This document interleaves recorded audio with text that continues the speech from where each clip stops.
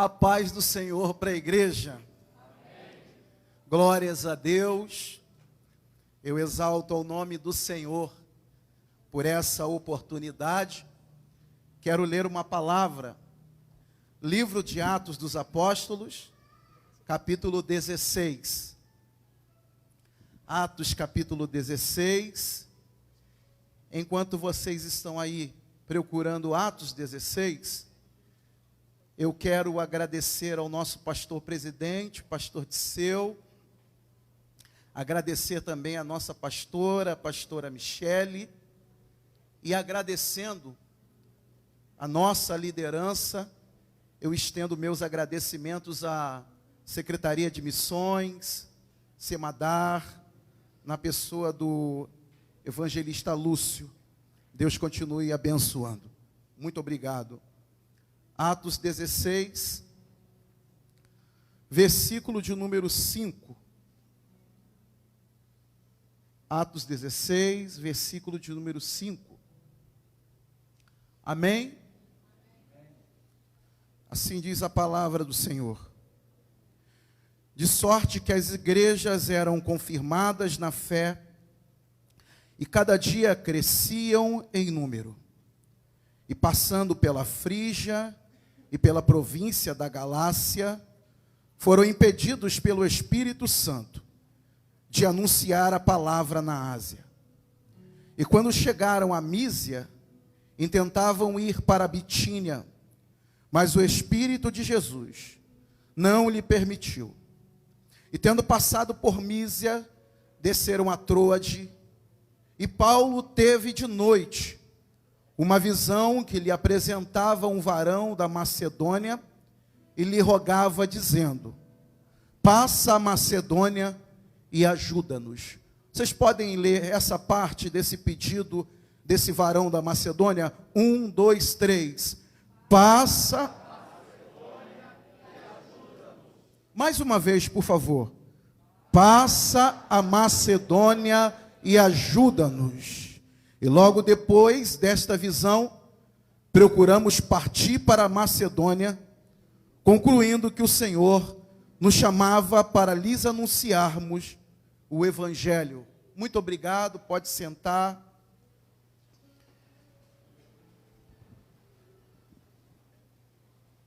Eu estava fazendo as minhas orações e dialogando com Deus, pedindo que o Senhor me concedesse uma mensagem, uma palavra para esta ocasião muito importante na minha vida, né? É sempre muito importante ter a oportunidade de pregar a palavra de Deus na nossa igreja mãe. E orando ao Senhor,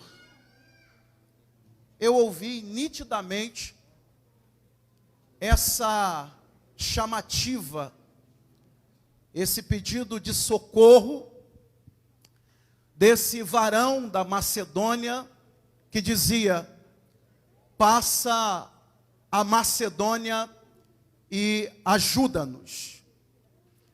E quando eu estava estudando essa palavra, o Senhor foi tocando em meu coração sobre a importância de nós pregarmos o Evangelho, sobre a urgência de nós anunciarmos a palavra de Deus.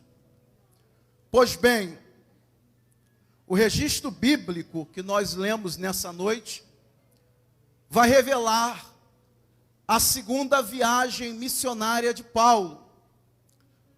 Paulo, ele, no capítulo de número 9, do livro de Atos dos Apóstolos, na época conhecido como Saulo de Tarso, ele era um homem muito nocivo para a obra de Deus.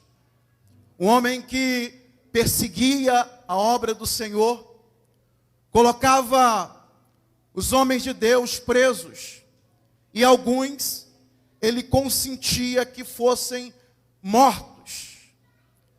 Só que Saulo ele teve um encontro com o Senhor Jesus, a caminho de Damasco.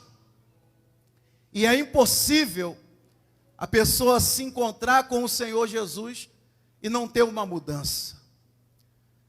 Saulo teve um encontro com o Senhor Jesus, ouviu a voz do Senhor, que dizia para ele: Saulo, Saulo, por que você me persegue?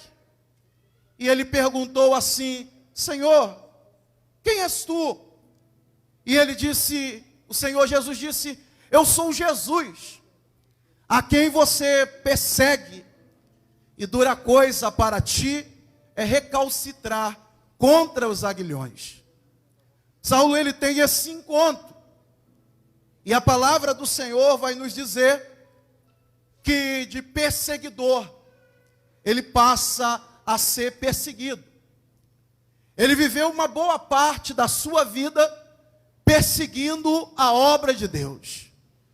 Mas depois que ele ouviu as palavras que saíram dos lábios de Jesus para ele, palavras poderosas que entraram em seu coração, a sua vida foi mudada. E agora ele começou a anunciar o evangelho da salvação. Ele começou a pregar a palavra de Deus. Ele começou a sofrer por causa do evangelho. E a palavra nos diz que ele se entrega de uma tal forma que começa a evangelizar o mundo conhecido na época. Ele começa a fazer a obra missionária em um período muito difícil da história. E aqui no capítulo de número 16, que foi a nossa leitura inicial, ele estava em Listra. Ali ele chama Timóteo, que era um discípulo dele. Estava Paulo, Silas e Lucas. E ele insere nessa comitiva missionária Timóteo. E a palavra nos fala que a igreja, ela estava sendo edificada. Ela estava sendo edificada pela fé, pela palavra que estava sendo pregada, e a obra do Senhor ia crescendo. Só que acontece um fato interessante, porque Paulo, ele intenta em seu coração descer para a Ásia, para pregar o evangelho na Ásia. Só que o Espírito de Deus o impede de pregar na Ásia. Então Paulo resolve de Mísia descer para Bitínia. Mas o Espírito de Jesus Cristo, o mesmo Espírito de Deus, o impede dele pregar na Bitínia. Quando eu leio esses dois versos, eu vejo o Espírito de Deus falando duas vezes para Paulo o não. Ele queria pregar a palavra na Ásia e na Bitínia, mas as portas foram fechadas. Quando eu analisei esse texto, que eu fui estudar acerca da compreensão dessas duas portas que foram fechadas para Paulo nessa segunda viagem missionária, eu fiquei perguntando a Deus: Senhor, a ordem é ir por todo mundo e pregar o evangelho a toda criatura. Por que seu Espírito impede que Paulo pregue na Ásia e na Bitínia? E veio uma compreensão da parte de Deus para o meu coração. Nós, como servos do Senhor, pregoeiros do evangelho de Cristo e de dispenseiros dos mistérios de Deus, nós precisamos compreender uma coisa: os planos do Senhor são muito maiores do que os nossos planos. Os projetos de Deus são superiores aos nossos projetos. Porque há momentos na vida da gente que Deus, ele fecha portas para abrir portas maiores. Há momentos na vida da gente que Deus, ele diz não para a gente aqui, para depois dizer sim lá na frente. Só que nós precisamos compreender qual é a vontade de Deus para a nossa vida. Talvez eu esteja aqui na condição de profeta para ministrar uma palavra para você. Talvez a porta fechou para você em alguma área da sua vida, e agora você não está entendendo por que a porta tem fechado.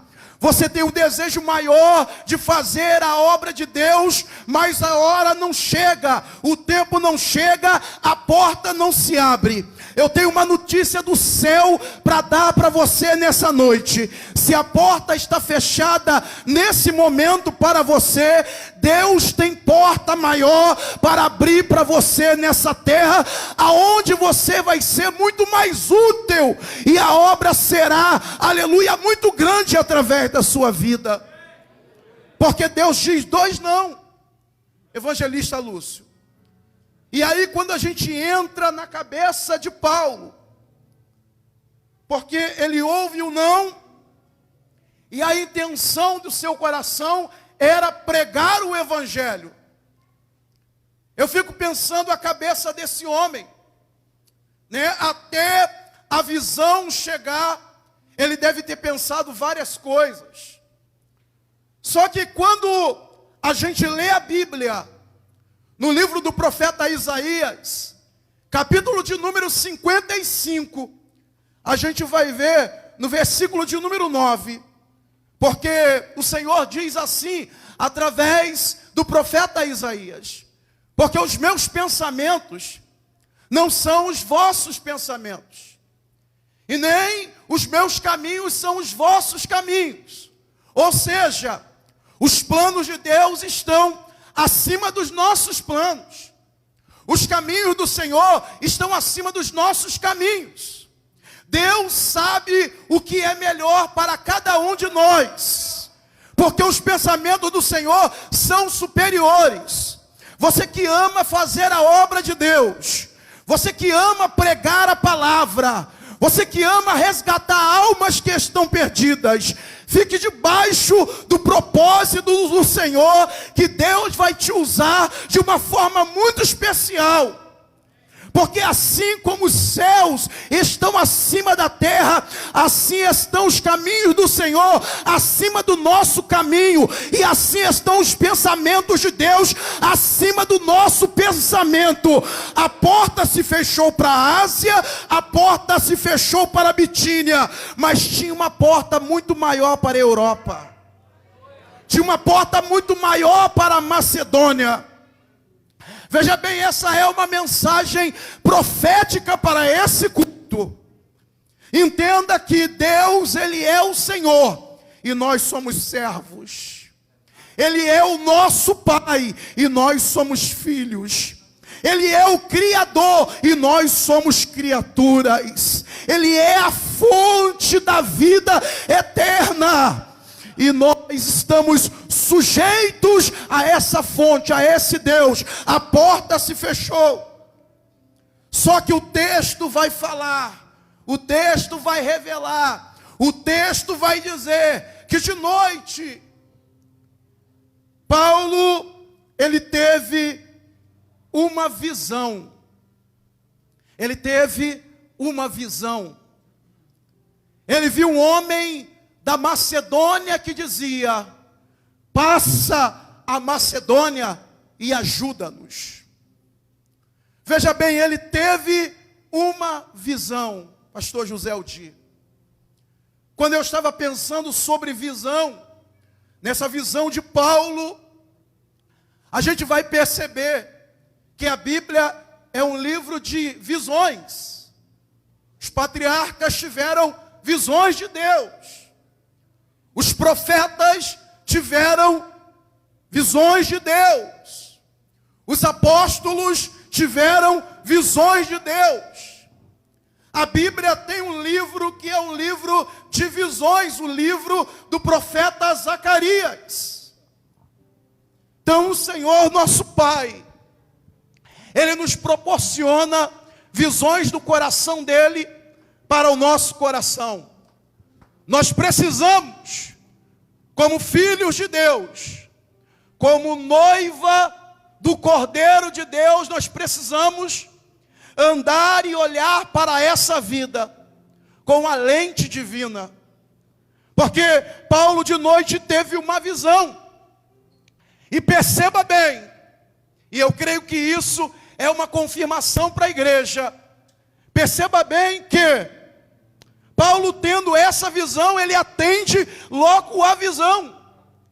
Por quê? Porque a visão de Deus para a nossa vida, ela tem dois objetivos. O primeiro objetivo da visão é nos orientar. E o segundo objetivo da visão é nos revelar coisas incomensuráveis para o nosso coração. Paulo teve uma visão, como o profeta Isaías também teve uma visão. Isaías, capítulo de número 6, o profeta Isaías vai dizer o seguinte: no ano em que morreu o rei Uzias, eu vi o Senhor assentado no alto e sublime trono, e a orla do seu séquito enchia o templo. O profeta vai dizer que na visão ele viu os serafins com 6 asas que voavam diante do trono, cobriu os pés, cobriu os rostos, adoravam a Deus dizendo: Santo, Santo, Santo é o Senhor dos exércitos, e toda a terra está cheia da sua glória. A Bíblia vai dizer que com o louvor dos serafins, os umbrais do templo tremiam de uma forma tremenda. E com aquela visão, o profeta Isaías, ele olhou para dentro dele e disse: ai de mim, que vou perecendo, porque eu habito no meio de um povo de impuros lábios. Perceba bem que a visão veio para mostrar para o profeta Isaías que ele era um pecador, que ele necessitava de Deus, que Deus tinha um projeto maior para a vida dele. E ele viu o Senhor assentado no alto e sublime trono. Ele viu a glória de Deus naquela visão. Ele viu os serafins adorando ao Senhor.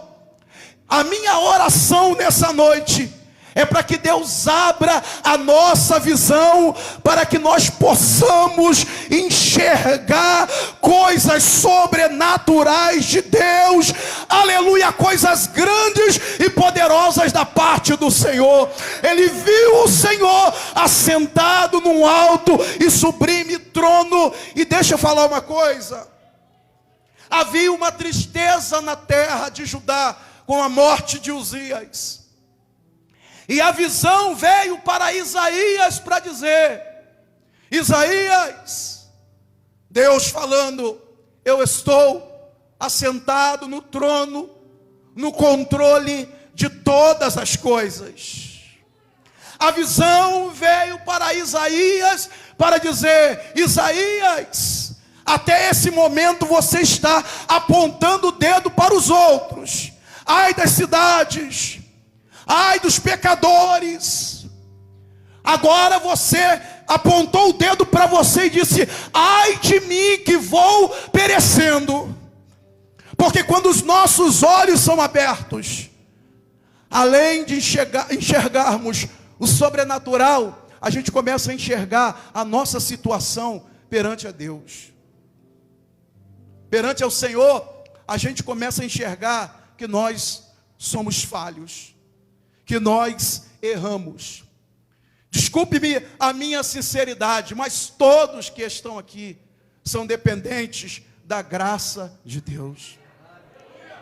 Se o nosso nome está escrito no livro da vida eterna, foi pela misericórdia e a graça do Senhor Jesus. Nós somos um corpo, estamos ligados um ao outro e orientados pelo Espírito de Deus. A graça do Senhor está sobre nós e nós somos dependentes da misericórdia do Senhor. E quando a gente olha a vida com a lente de Deus, nós começamos a compreender isto. Na visão do profeta Isaías, do capítulo 6, A Bíblia diz que o Senhor brada e diz: a quem eu enviarei? E quem há de ir por nós? Depois que o serafim tocou com a brasa nos lábios de Isaías, Isaías disse: eis-me aqui, envia-me a mim. Mas antes a visão teve que mudar ele, porque a visão veio para nos orientar. Quando você abre o livro do profeta Ezequiel, Ezequiel tem visões de Deus na beira do rio Quebar, visões poderosas da parte do Senhor. Ele também vê Deus no trono, ele também vê a graça e a glória de Deus. E a Bíblia vai nos dizer que o profeta Ezequiel, semelhante ao profeta Isaías, quando tem visão, ele cai por terra perante a glória do Deus Todo-Poderoso. Ele se submete. Escute isso nessa noite.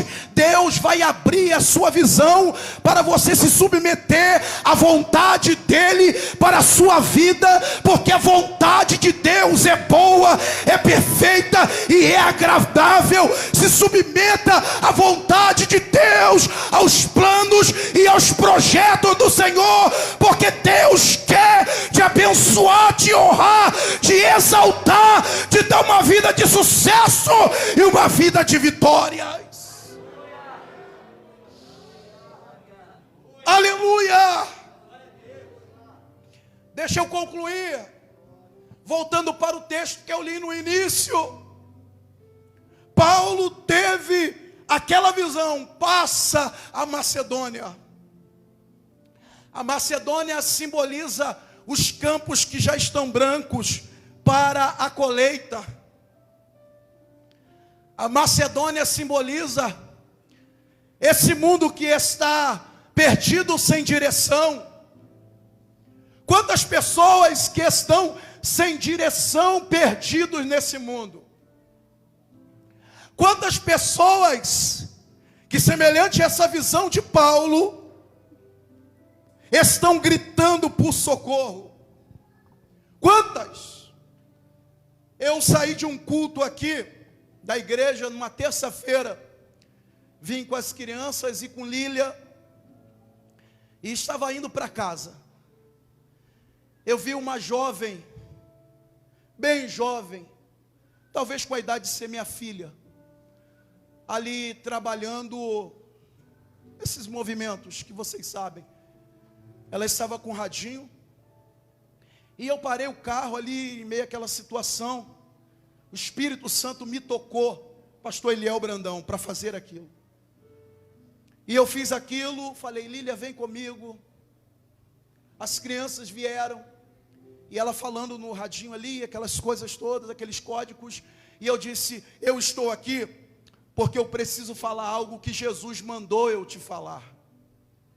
E aquela menina disse assim: eu não posso parar agora, eu estou aqui na atividade, eu não posso parar. Eu falei assim: abre o radinho para os rapazes ouvir a pregação que eu vou falar para você. Ela falou: não posso, mas eu já sei o que você vai me falar, então deixa eu falar. Ela falou: então pode falar. E eu disse para ela assim: ó, o Espírito de Deus manda eu te dizer que você precisa voltar para a casa do Pai, porque aí não é o seu lugar. Sabe o que me chocou, pastor Leonardo? Que aquela menina começou a chorar ali, uma menina, uma jovem, trabalhando naquela situação.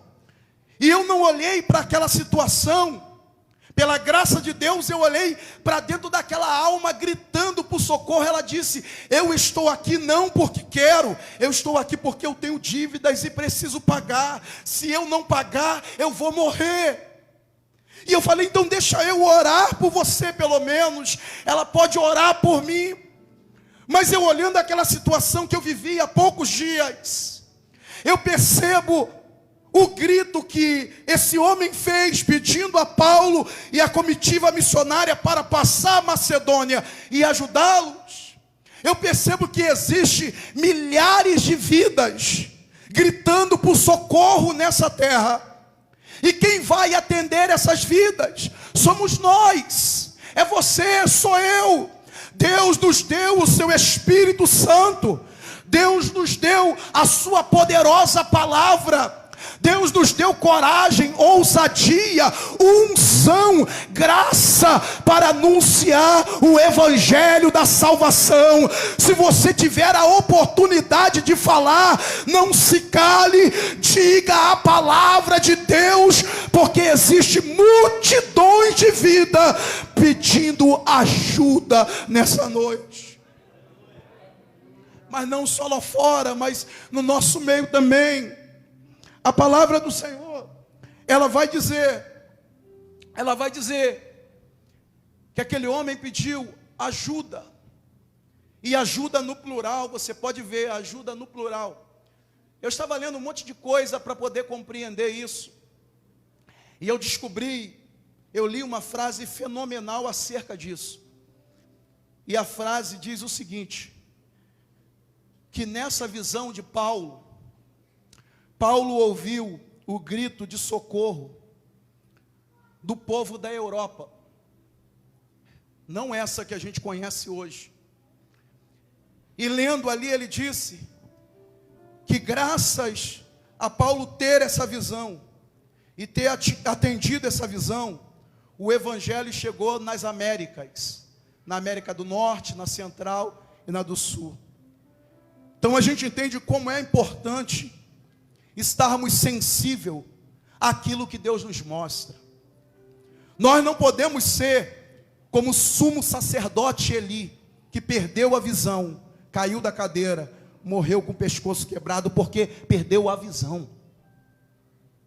Nós não podemos perder a visão de Deus. Nós temos que pedir: Senhor, me dá visão. Para onde que eu tenho que ir? O que eu preciso falar? Qual é o plano que o Senhor tem? Qual é o projeto que o Senhor tem? Nós precisamos. Eli perdeu a visão. E por perder, ele perdeu a família. Perdeu o ministério sacerdotal. Perdeu a honra, perdeu a vida.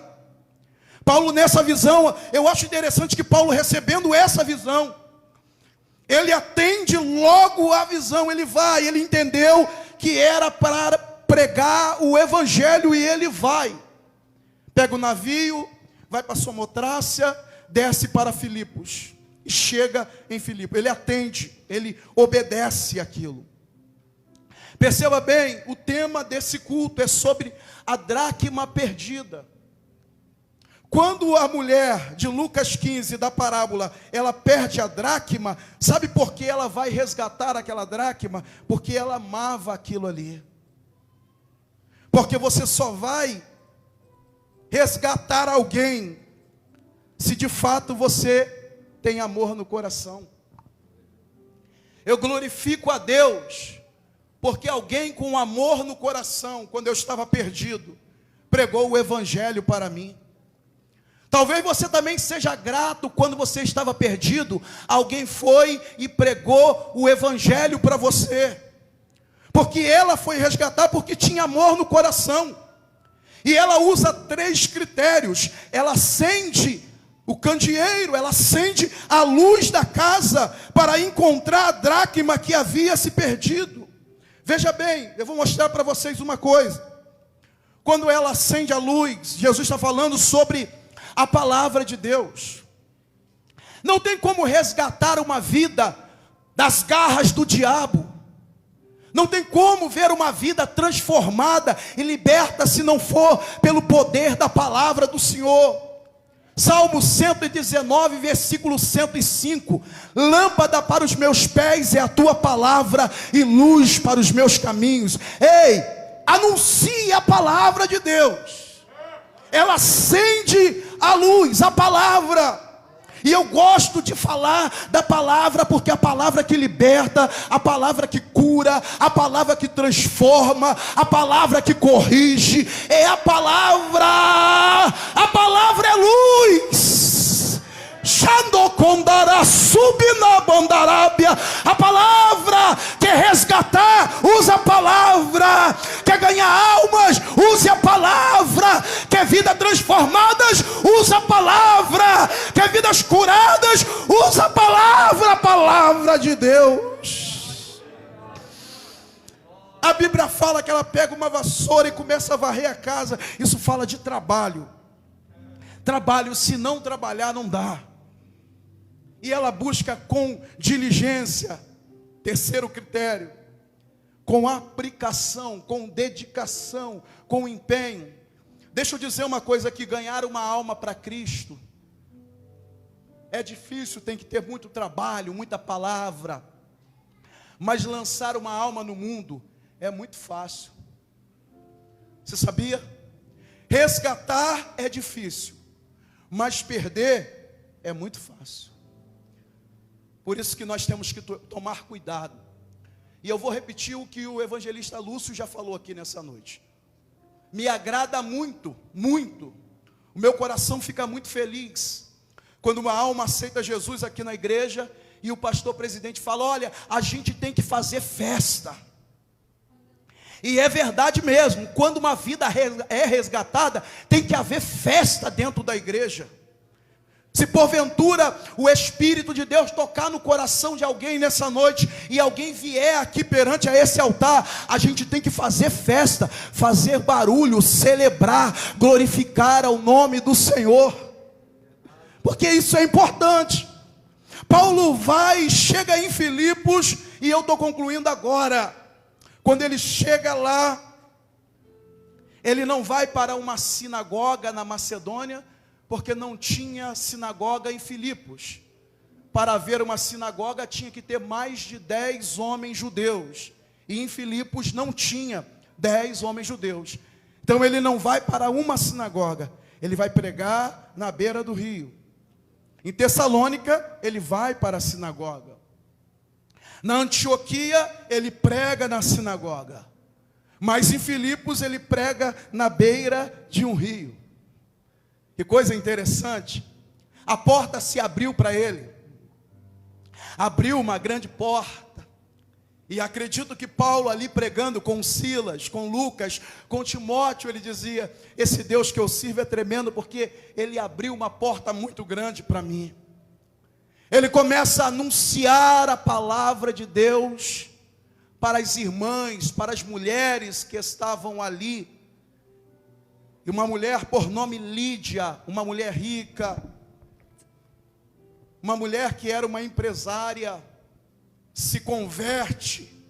Deus abre o coração dela para ouvir o que Paulo anunciava.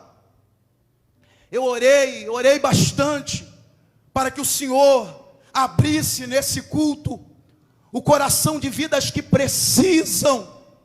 O Senhor abrisse o coração para a palavra, para o louvor que acontece nesse lugar. Porque eu tenho a consciência, pastor Eliel Brandão, eu acredito nisso. Eu acredito que quando a palavra está sendo anunciada, não importa o método, não importa quem vai pregar, pode ser uma criança que vai pregar aqui. Pode ser uma criancinha de 5 anos, chegar aqui e ler a palavra de Deus, não importa. Mas eu acredito que quando a palavra de Deus está sendo pregada, está acontecendo algo no mundo espiritual da igreja. Eu acredito que quando a palavra de Deus é pregada, o Espírito do Senhor está abrindo corações, quebrando cadeias, destruindo muralhas. O Espírito do Senhor está trabalhando de uma forma muito especial para libertar os cativos, para libertar aqueles que precisam. A minha voz não está só dentro do santuário. Eu acredito que a palavra está chegando longe, através dessa live. A palavra está chegando a corações que precisam. Paulo chega em Filipos e anuncia a palavra, e aquela mulher aceita a Jesus. E sabe o que é interessante? Se assemelha muito com a Assembleia de Deus, isso que aconteceu aqui. Porque Filipos era a segunda maior cidade da Macedônia. Só perdia para Tessalônica, que era a capital. Mas só que quando ele começa a pregar ali, a igreja começa dentro de uma casa de uma irmã. Começa uma igrejinha simples, de um povo de coração alegre. É só você ler a carta aos Filipenses, que você vai ver que essa igreja se tornou uma igreja muito alegre, uma igreja muito solícita, uma igreja que amava muito, e começou através de uma visão que Paulo teve e obedeceu. Ele teve a visão, ele obedeceu a visão. Para a honra e para a glória de Deus, eu vou falar isto aqui, não para a minha glória. Há alguns anos atrás, talvez uns 15 anos atrás, a gente anunciou o evangelho, ajudamos uma pessoa. Nós ajudamos uma pessoa pregando o evangelho. Um tempo atrás, essa pessoa saiu de Angra e foi para uma cidade. Um tempo atrás ele me chamou: pastor, eu preciso que o senhor venha aqui pregar o evangelho na igreja que eu estou pastoreando. E eu fui lá. Pastor Adilson, cidade Passa Três. Eu cheguei lá, eu vi aquela igreja bonita. Antes a igreja estava na varanda da casa dele. Ele ganhou uma pessoa para Jesus da Barra da Tijuca, uma pessoa importante. E a pessoa fez a igreja, deu a ele uma casa e deu a ele um carro. Ele falou: pastor, eu estava no Areal ainda, pastor presidente, na primeira vez que eu passei por lá. Inclusive até eu conversei com o pastor que estava aqui no exercício, para ver se dava para trazer aquela igreja para o nosso campo aqui. E eu tive nessa igreja, que começou numa varanda, e naquela noite ele me tratou tão bem: você é o pastor dessa igreja, fica aqui e tal. E o que me alegrou, irmão, foi ver que aquele homem que nós cuidamos, pregamos, amamos, ajudamos, Deus me deu um amor por ele tão grande que eu subia para o monte com ele. Ele me fazia umas perguntas esquisitas, e a gente ali no monte conversando. Ele congregou comigo um tempo, ele estava pastoreando uma igreja. Quando você vai para Passa Três, a primeira igreja que tem lá, aquela igreja cheia de vidas, obreiros na igreja, foi algo tão tremendo que Deus fez. Isso alegra o coração da gente.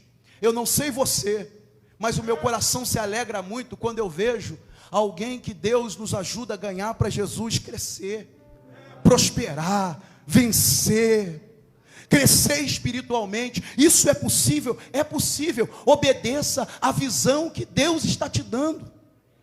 Pregue o evangelho. Talvez aquele menino que está com o radinho na mão, que você vê ele passar ali, talvez ali está um pastor.